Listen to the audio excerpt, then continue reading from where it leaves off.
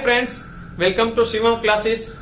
English grammar में फरी पाछू आज આપણે एक्टिव पेसिव में एक नवा टेन्स ने શીખવા જઈ રહ્યા છીએ। लास्ट टेन्स में आप जाणो છો આપણે continuous present tense and continuous past tense ની પ્રેક્ટિસ કરેલી હતી। ત્યારબાદ જે પરફેક્ટ ટેન્સ આવે છે મીન્સ પૂર્ણ વર્તમાન કાળ અને પૂર્ણ ભૂતકાળ એ આજના સેશનમાં આપણે જોવા જઈ રહ્યા છીએ। તો ચાલો બધાનું બોર્ડમાં ધ્યાન। આજનો ટેન્સ છે પરફેક્ટ પ્રેઝન્ટ ટેન્સ એટલે કે પૂર્ણ વર્તમાન કાળ અથવા પરફેક્ટ પાસ્ટ ટેન્સ પૂર્ણ ભૂતકાળ। તો પેલા પ્રથમ આની વાક્ય રચના શું છે, આની કી શું છે એ આપણે જોઈએ। તો મને જ્યારે એક્ટિવ નું વાક્ય આપેલું હશે ત્યારે એક્ટિવ માં વાક્ય આવી રીતે હશે subject have has plus V3 object and other words.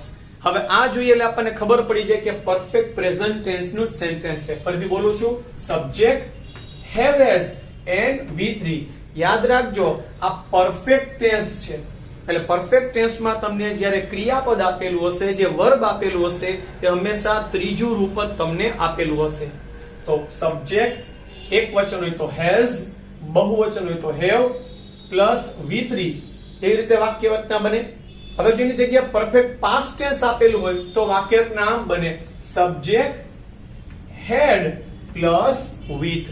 એટલે પરફેક્ટ પાસ્ટ ટેન્સ આપેલું હોય તેમાં આપણને had પ્લસ V3 આપેલું હોય। હવે મારે આનું પેસિવ કરવું હોય તો શું કરવાનું? તો આપ જાણો છો જ્યારે એક્ટિવ માંથી પેસિવ કરીએ છીએ એટલે સબ્જેક્ટ અને ઓબ્જેક્ટ એ બંનેના પ્લેસ ફરી જાય છે અને જે આપણું ઓબ્જેક્ટ હોય એ ફર્સ્ટ પ્લેસ ઉપર આવે એટલે હવે આપણું સબ્જેક્ટ બની જાય। તો સેન્ટેન્સ આવું બનશે ઓબ્જેક્ટ। હવે જો પરફેક્ટ પ્રેઝન્ટ ટેન્સ નું સેન્ટેન્સ હોય તો object plus have has plus અહીં પેસિવ બતાવવા માટે, પૂર્ણતા બતાવવા માટે been પ્લસ V3 મૂકવામાં આવશે। Means have has been V3 by subject and other words। હવે આના સ્થાને પરફેક્ટ પાસ્ટ ટેન્સ નું સેન્ટેન્સ આપેલું હોય તો object had been plus V3 by subject and other words। Clear? તો આ આપણે એની વાક્ય રચનાઓ જોઈએ। તો ચાલો હવે આ જ વાક્ય રચનાને આધારે 4-5 વાક્યોની પ્રેક્ટિસ કરીએ। ફોર એક્ઝામ્પલ મને બે ચાર સેન્ટેન્સ આપેલા છે। પહેલું સેન્ટેન્સ મને કહે છે I have just told a story. મેં હમણાં જ એક સ્ટોરી કહી દીધી છે। તો આ સેન્ટેન્સ શું બતાવે છે? પરફેક્ટ પ્રેઝન્ટ ટેન્સ છે। કેમ? મને હેવ હેઝ આપેલું છે પ્લસ V3 આપેલું છે। તો જ્યારે have has આપેલું હોય, V3 આપેલું હોય તો આપણને ખ્યાલ પડી જાય કે પરફેક્ટ પ્રેઝન્ટ ટેન્સ છે। ઓકે, તો આપણે એક જ પ્રશ્ન પૂછવાનો કે આઈએ શું કર્યું? તો કે આઈએ ટોલ્ડ કહ્યું। શું કહ્યું? અ સ્ટોરી। તો અ સ્ટોરી મારું શું બની ગયું? ઓબ્જેક્ટ। તો એને ફર્સ્ટ પ્લેસ ઉપર લેવાનું થશે અ સ્ટોરી। હવે આપ જોઈ શકો છો આઈ સાથે મારે ટુ બી નું રૂપ have મૂકવું પડે છે પણ અહીં અ સ્ટોરી આપેલું છે જે સિંગ્યુલર છે તો એની સાથે હેવ લાગુ ન પડે એટલે મૂકવું પડે અ સ્ટોરી હેઝ। હવે અહીં ઘણી વખત વિદ્યાર્થીઓ ભૂલ કરી જતા હોય છે કે અહીં આ ટેન્સ ની અંદર જ્યારે પરફેક્ટ ટેન્સ આપેલો હોય ત્યારે મને અધર વર્ડ્સ જે છે વચ્ચે આપેલા હોય છે કે જનરલી, જસ્ટ, ઓલરેડી આવા બધા જે છે શબ્દો મને વચ્ચે આપેલા હોય। તેમાં જરાય ચિંતા કરવાની નથી। એ જે વર્ડ આપેલા છે એ મારે એમનેમ એને મૂકી દેવાના છે। એનું જે પ્લેસ હોય એ પ્લેસ ઉપર જ મૂકવાના, મારે ચેન્જ કરવાનું નથી। તો શું થશે? ઓબ્જેક્ટ મારું આગળ આવી ગયું છે, આ ઓબ્જેક્ટ આગળ આવશે। અ સ્ટોરી સિંગ્યુલર છે એટલે હેઝ, અધર વર્ડ્સ એમનેમ જ રહેશે। જસ્ટ પૂર્ણતા બતાવવા માટે મૂકવું પડશે, પેસિવ બતાવવા માટે બીન। અ સ્ટોરી હેઝ જસ્ટ બીન। હવે ટોલ્ડ જે ક્રિયાપદ છે ઓલરેડી V3 છે એટલે એમનેમ જ રહેશે ટોલ્ડ। હવે કર્તા જે છે પાછળ વયો જશે એટલે આઈ નું થઈ જશે બાય મી। તો એ શું બન્યું? A story has just been V3 by me. એટલે જે સબ્જેક્ટ છે એ પાછળ વયો જશે એની વિભક્તિ થઈ જશે બાય મી। ક્લિયર? બીજું સેન્ટેન્સ લઈએ। We have already seen Baahubali 2। અમે બાહુબલી 2 મૂવી ઓલરેડી જોઈ જ લીધેલી છે તો વીએ શું કર્યું? સીન, જોયું છે। શું જોયું છે? બાહુબલી 2। તો એ આપણું ઓબ્જેક્ટ છે એને ફર્સ્ટ પ્લેસ ઉપર લેશું। બાહુબલી 2 બાહુબલી 2 મૂવી નું નામ છે એ સિંગ્યુલર છે, તો એ હેવ ના સ્થાને બદલે શું લાગી જશે? Has. Baahubali 2 has. Other words અહીં આપેલું છે એમને રાખી દેવાનું. બાહુબલી 2 હેઝ ઓલરેડી, પેસિવ બતાવવા માટે બીન, આ તો V3 છે, has already been seen, V નું થઈ જશે બાય અસ. ક્લિયર? નેક્સ્ટ લઈએ. Mohan has written many letters to his mother. જો ફરી પાછું જોઈ શકો છો, અહીં બે કર્મ વાળું સેન્ટેન્સ છે. અહીં બે કર્મ છે, તો બે માંથી કોઈ પણ એક કર્મનો યુઝ કરીને તમે સેન્ટેન્સ બનાવી શકો છો. તો મોહને શું કર્યું? રિટન લખ્યું. શું લખ્યું છે? તો કે મેની લેટર્સ. તો મેની લેટર્સ મારું શું બને છે? એક ઓબ્જેક્ટ છે, તો એને ફર્સ્ટ પ્લેસ ઉપર લેશું. Many letters. હવે અહીં મોહન સાથે હેઝ લાગ્યું, કારણ કે આ થર્ડ પર્સન છે, સિંગ્યુલર છે, એટલે હેઝ લાગુ પડે. પણ અહીં મેની લેટર્સ આપ્યું છે, એ પ્લુરલ છે, તો મારે શું મૂકવું પડે? હેવ મૂકવું પડે. મેની લેટર્સ હેવ, પૂર્ણતા બતાવવા માટે, પેસિવ બતાવવા માટે been. Many letters have been written by, કરતા જે છેલ્લે આવ્યો જશે બાય મોહન. હવે અધર વર્ડ્સ એમને આવી જશે ટુ હિઝ મધર. તો Mohan, sorry, many letters have been written by Mohan. Other words એમને રહી જશે ટુ હિઝ મધર. અથવા ટુ હિઝ મધર જે છે એનાથી પણ તમે સેન્ટેન્સ બનાવી શકો. રાઈટ?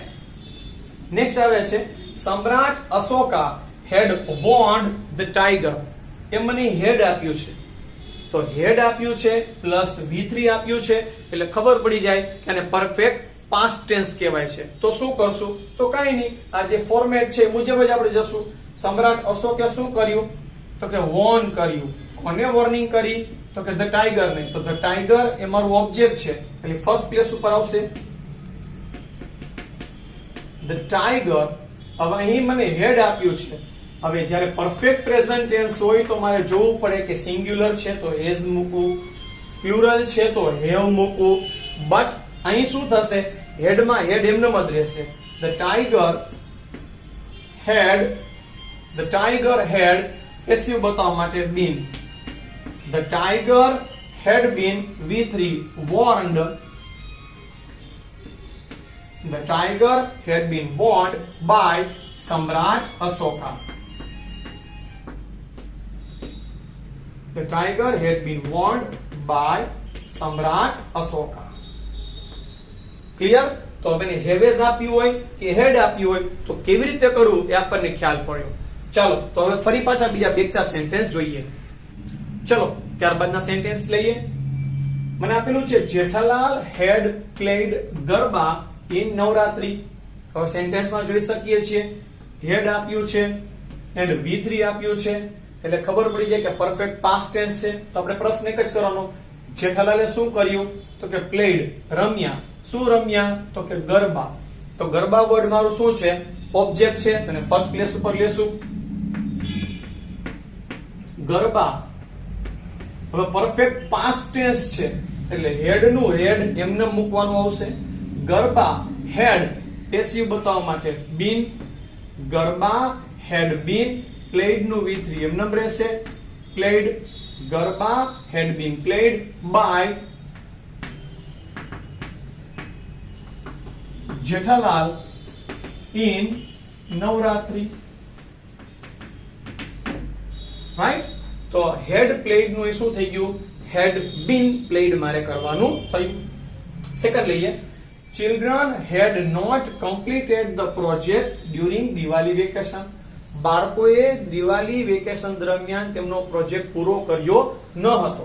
તો ચિલ્ડ્રને શું નહોતું કર્યું? તો કે કમ્પ્લીટ. શું કમ્પ્લીટ નહોતું કર્યું? તો કે ધ પ્રોજેક્ટ. તો ધ પ્રોજેક્ટ વર્ડ શું થઈ ગયું? આપણું ઓબ્જેક્ટ, અને ફર્સ્ટ પ્લેસ પર રહેશું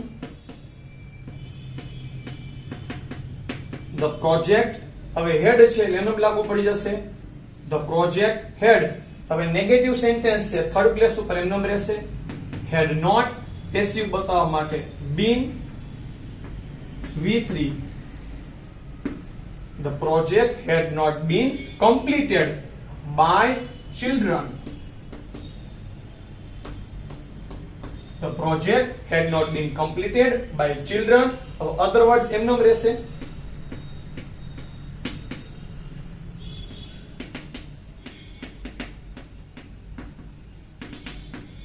During Diwali vacation, right? Next sentence જોઈએ. They have already drawn rangoli. તેઓએ ઓલરેડી રંગોલી પૂરી કરી લીધી છે, દોરી લીધી છે. તો ધેયે શું કર્યું? ડ્રોન. શું ડ્રોન કર્યું? રંગોલી. તો રંગોલી વર્ડ મારું ઓબ્જેક્ટ છે અને ફર્સ્ટ પ્લેસ ઉપર લેશું. હવે હેવ હેઝ આપ્યું છે તો ખબર પડી ગઈ પરફેક્ટ પ્રેઝન્ટ ટેન્સ છે. હવે જો આ રંગોલી પ્લુરલ હોય તો હેવ મૂકવાનું, રંગોલી સિંગ્યુલર હોય તો હેઝ મૂકવાનું. અહીં સિંગ્યુલર બતાવે છે તો રંગોલી હેઝ, અધર વર્ડ્સ એમનેમ રહેશે. રંગોલી હેઝ ઓલરેડી, પેસિવ બતાવવા માટે been. Rangoli has already been drawn નું V3 એમનેમ જ રહેશે, ડ્રોન. બાય they નું થઈ જશે then. રાઈટ ફ્રેન્ડ્સ, તો આજના લેક્ચરમાં આપણે બે ટેન્સની પ્રેક્ટિસ કરી કે પરફેક્ટ પ્રેઝન્ટ ટેન્સ આપ્યું હોય તો હેવ હેઝ બીન V3 કરવાનું થાય અને પરફેક્ટ પાસ્ટ ટેન્સ આપ્યું હોય તો હેડ બીન V3 મારે કરવાનું થાય. રાઈટ, તો ચાલો હવે આ લેક્ચરને આપણે પૂરો કરીએ છીએ. નેક્સ્ટ લેક્ચરમાં ફરી પાછું એક નવા ટોપિક સાથે મળીશું.